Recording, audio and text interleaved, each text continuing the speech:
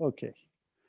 Today, my guest is Professor Felipe Monteiro. I will keep my introduction short to maximize our time with him. In the next 30 minutes or so, we'll talk about Felipe as a person. Professor Monteiro is a thought leader and an esteemed scholar, and finally, as a mentor to many PhD students and junior faculty. For the sake of time, I'll skip many of his accomplishments and give you a very quick snapshot. Professor Monteiro is a senior fellow of the Mack Institute for Innovation Management at Wharton School. He is also the academic director of the Global Talent Competitiveness Index at INSEAD. His research received various awards from the Academy of Management, the AIB, and the SMS. He also received Best Case Awards in 2018 and 19. He is part of the World Economic Forum's expert network about the future of the digital economy and society, Latin America, and Fourth Industrial Revolution. He was also a member of the World Economic Forum's advisory group on the emerging best practices of Brazilian globalizers. He consults and gives talks for companies and governments worldwide. And thank you, Felipe, for joining us. Thank you, Ilgaz. First question is always, what did you want to become when you were a child? So it's interesting. I don't remember what I wanted to become when I was a child, but when I was a teenager, I really wanted to become a diplomat. And I was serious about it. And I remember, because I went to law school, kind of wishing to be a diplomat. And I even had kind of private classes, because you have to pass, right, a public exam to become a diplomat in Brazil. And let me tell you a kind of an anecdote, because I was having private classes with Brazilian diplomats at that time. And one of my tutors at that time ended up becoming now the president of the New Development Bank. So he's a Brazilian diplomat. And I mean, I met him recently. I actually invited him to come to INSEAD and give a talk. And I said, when 25 years ago, I was having kind of private classes with you. And then, yeah, things changed. I didn't become a diplomat, but I still have fond memories of that time. You actually invested a lot of time and effort into this thing. It is not like a childhood dream of being a policeman, being a doctor, being a teacher. What made you choose IB? So, I mean, becoming an IB scholar was kind of much later on in my life. But, since I was a kid, and I mean, my parents are Brazilian, but, when they want to talk kind of between themselves and not having me and my kind of sister understand them, they were speaking either in French or English. So as a child, I have this recollection saying, I need to learn French, or I need to learn English, because I need to understand what my parents are speaking. So I have this recollection of kind of living in Brazil, but already as a child having this connection with kind of the world and connection with foreign languages, simply at that time, just to know, I want to understand what my parents are talking. I'm curious what they were talking about, but okay. So something interesting about you that you wouldn't put on your CV. So I think professionally, you guys, is interesting, and I mean, not many people know is I was kind of Samantha Ghoshaw's last PhD student. So when I went to LBS, I mean, the first person I worked with was Samantha Ghoshal.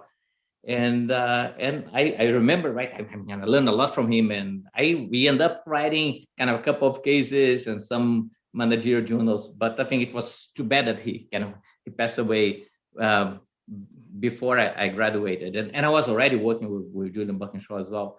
But I thought it was someone who really influenced me in my early years as a scholar. I think more on a more personal side.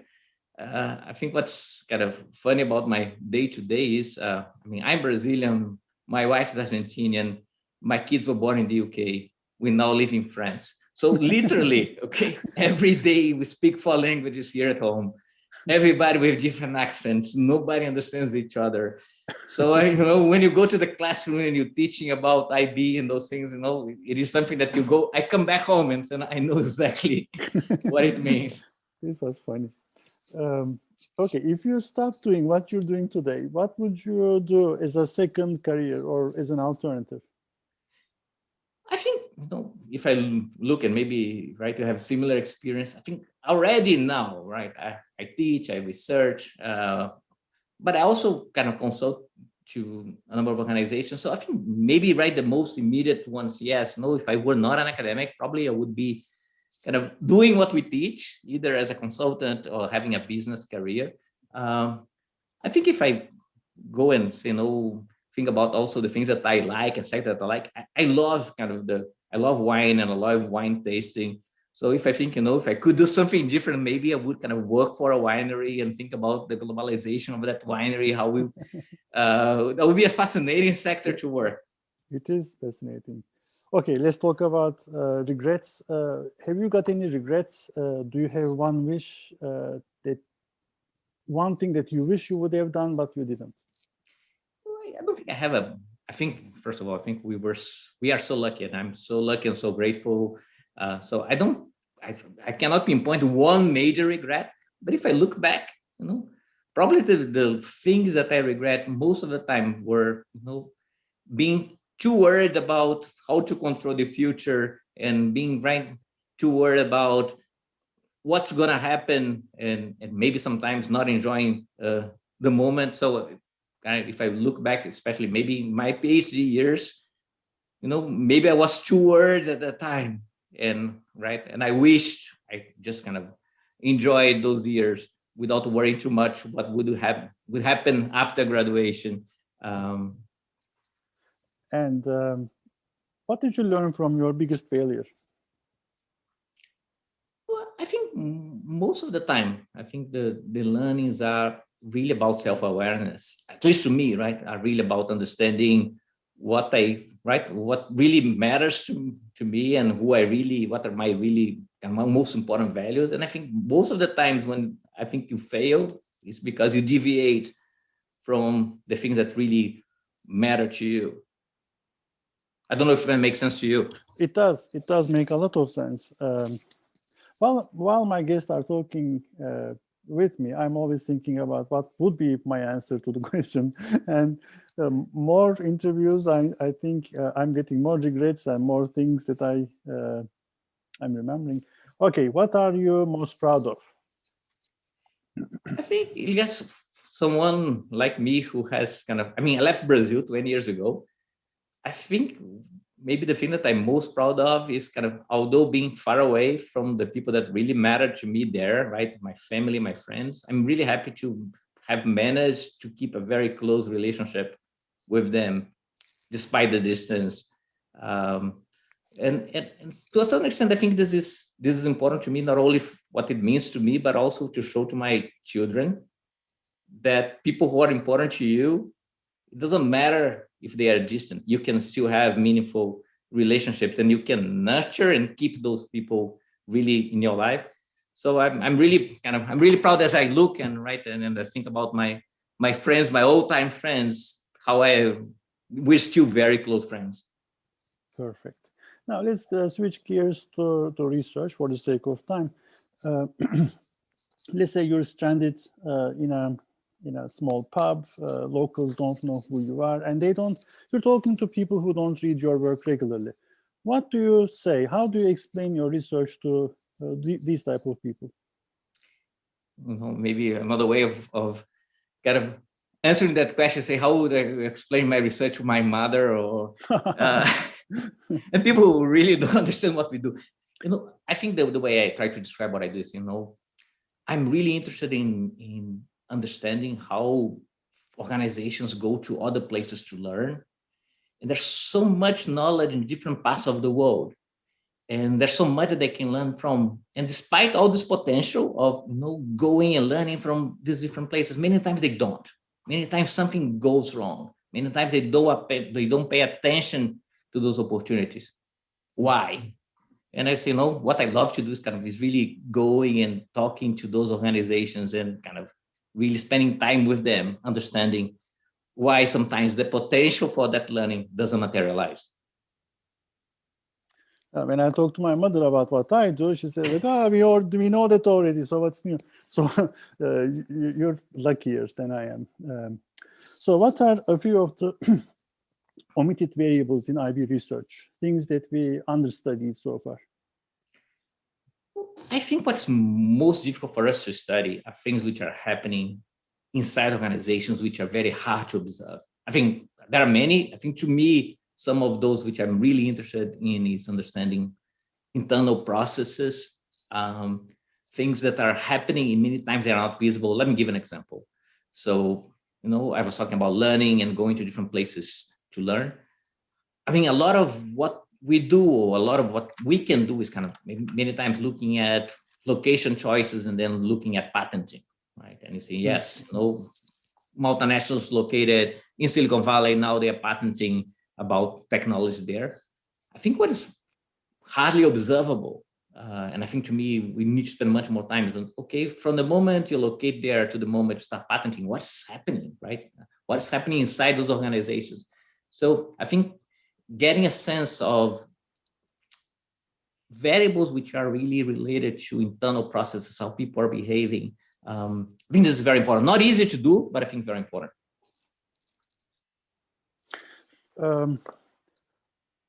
Let's talk about creativity. What does your mind think of when it wanders freely in a state of idle curiosity? Like, how do you come up with creative ideas? Yes, I mean, there are two things, right? So I think how do you come up with creative ideas? And I think to me, typically these are when you are, at least me, when you're really close to the field and close to the phenomenon and talking to people who are really struggling with real problems and getting that intuition, right? Getting that smell of the problems that, sometimes it sparks, yes, we haven't thought about that, or we haven't thought about that from a theoretical perspective. I think to me today, if you ask me when I think what we should be thinking about, and I think there's so much going on in the world, right? And so much kind of big question marks in terms of how the world is going to be after COVID and how the world is going to be in terms of, geopolitics and digitalization. So I think there'll be a lot of interesting questions to be investigated. So what's going to be the major topics in the next 5 to 10 years in the field? What do you get as an advice, for example, to PhD students thinking about new dissertation ideas? What is the new front? So, I think there are maybe three things going on kind of in terms of phenomenon, and there's kind of something important going on in terms of methods. I think the three things which I think are going on in terms of trends are, for us in IB, the importance of geopolitics, right, to mainstream business questions. I think it's really, really high in the list.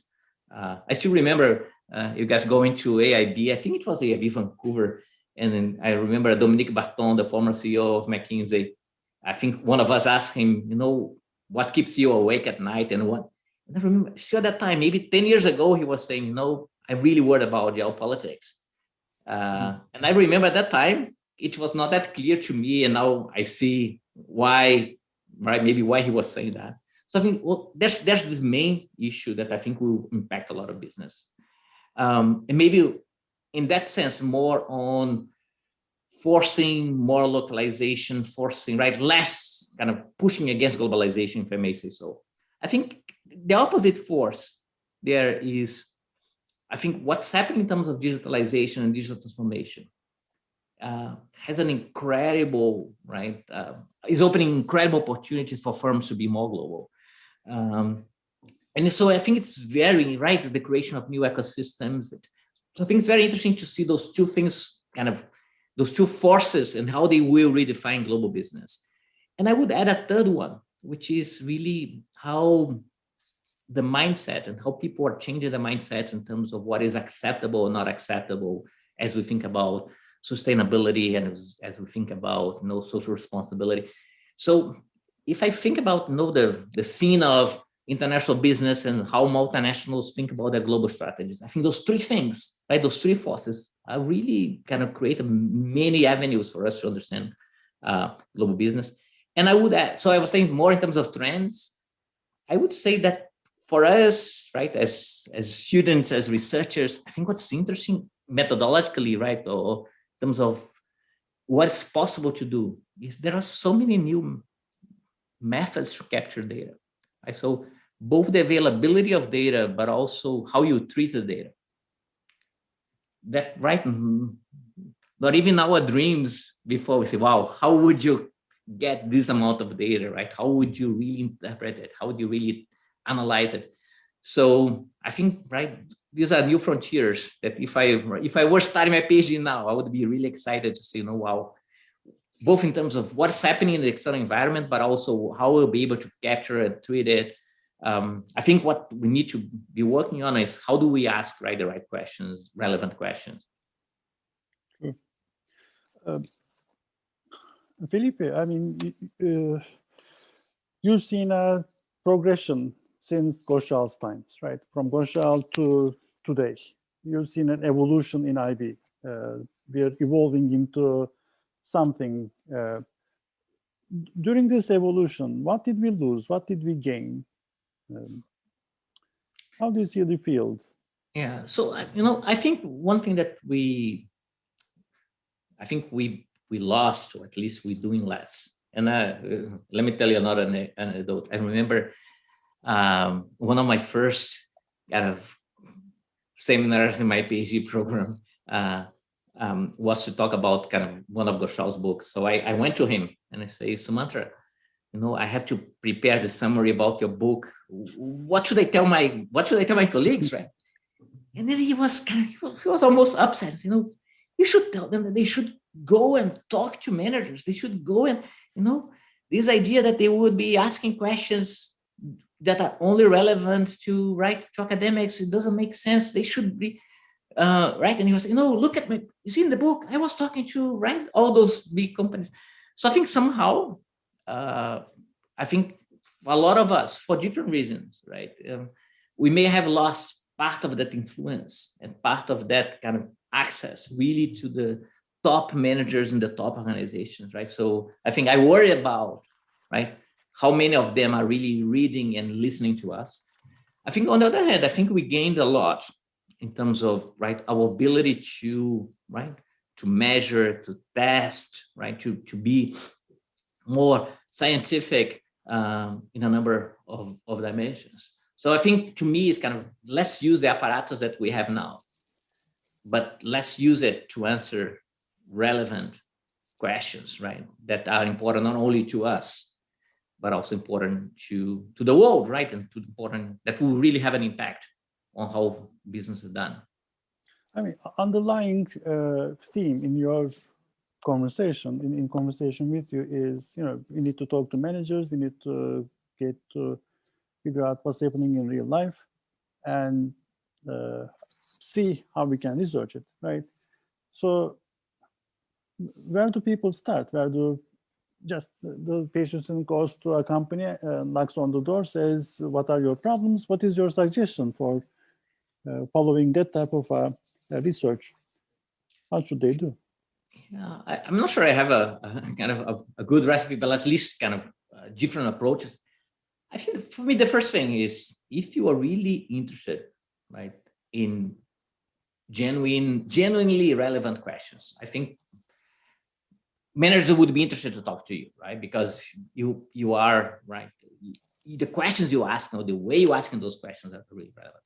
But I think to me, one way, at least that I try to do and think about this is, I wouldn't go there. I wouldn't go and talk to managers in a very transactional way. I think you really have to build relationships, right, that they see. It's not that you want to come and go, right? You really try to contribute. You really try to kind of really be part of that conversation. Of course, I believe, and again, you guys, I'm very grateful to the many people who helped me, right? So I think, right, if you are a PhD student, or maybe if you are a junior scholar, right, you'll be your colleagues, your advisor, right? People who really already have those relationships, who can kind of help you get a foot in the door. But to me, really, is this approach of, you know, what you're doing, you're building long-term relationships rather than having very transactional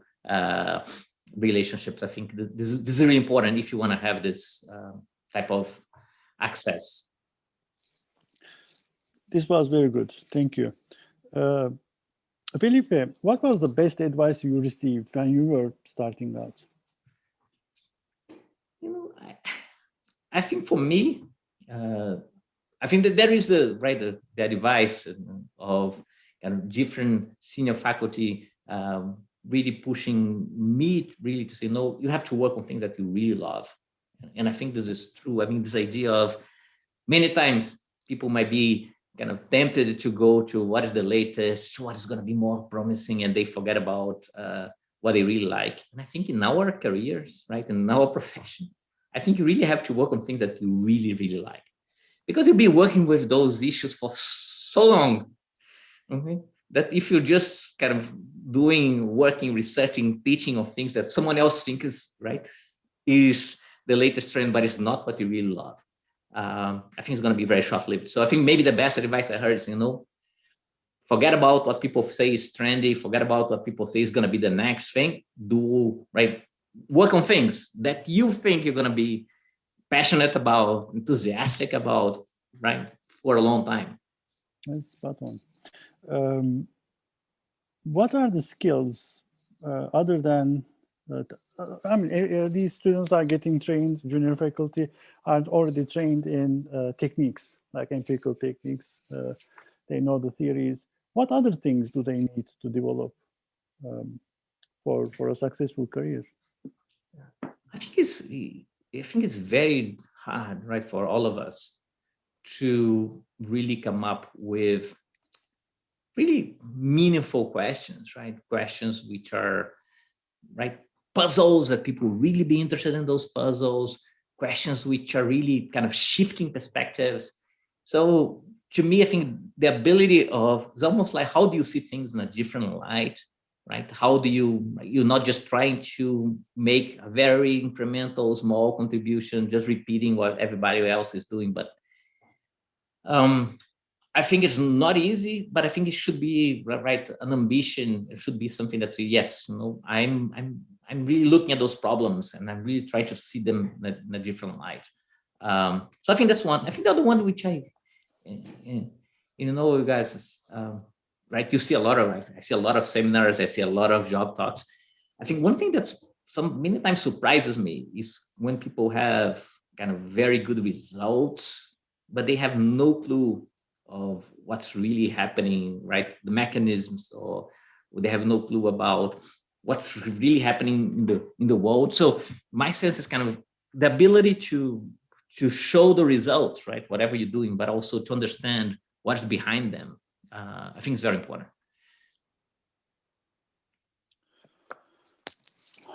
So I think you covered the advice part as well. What is one question that I should have asked you but didn't? I think maybe, yes, you could have asked me, you know, what kind of advice I give, not to the PhD students, but to my MBA students. Here you go. I think a lot of our job is what we're teaching, our international business students. And I think the first one that I always tell them, and I say, no, this might sound counterintuitive, because we always talk about cultural distances. We always talk about, right, how different cultures behave and think about. I always tell them, say, no, try to see things beyond the differences of cultures and see what it means to be human, right? What keeps all human. And I mean, some companies are able to do that. And I say, no, maybe sometimes you'll be able to do this at a company level. And, you can think about companies like L'Oréal, right? The beauty companies, we think about the universal sense of beauty, things that would go beyond culture. But, this is not easy. But if you don't do this at their professional life, at least try to do this personally. Right? Try, as you have in relationships, right? You appreciate different cultures, appreciate that we might be different on a number of dimensions, but also don't forget to appreciate what makes us all human. So I think that's the first advice I give them. I think the second one, right, and I think it goes back to what we discussed before. I always tell them, we are very lucky, and I really right, and a lot of our students are very lucky, very privileged to be where they are. I think in addition, and typically they're very well trained, as we are, in addition of using your knowledge and all this training, right, for professional progress and success, the measures of progress for career, think hard in terms of how can you help and how can you make a positive impact, because I think together with knowledge and together with what we get, I think comes also the responsibility, and I think we have a huge responsibility, and I think they have a huge responsibility in terms of kind of how do they have a positive impact in the world. And I think the final one is really be grateful and show your gratitude, because I think I say, and I even tell this, I think it's good for you, but being grateful is good for you, but also nobody is where you are without the help of so many people, and I think we should always remember that. So you guys, before anything else, thank you so much. I have so many people to thank, but also thank you for this invitation. I really enjoyed our conversation. I enjoyed it more than you did. Thank you. I learned a lot. I'm sure the audience will agree with me. Thank you, Felipe. Thank you.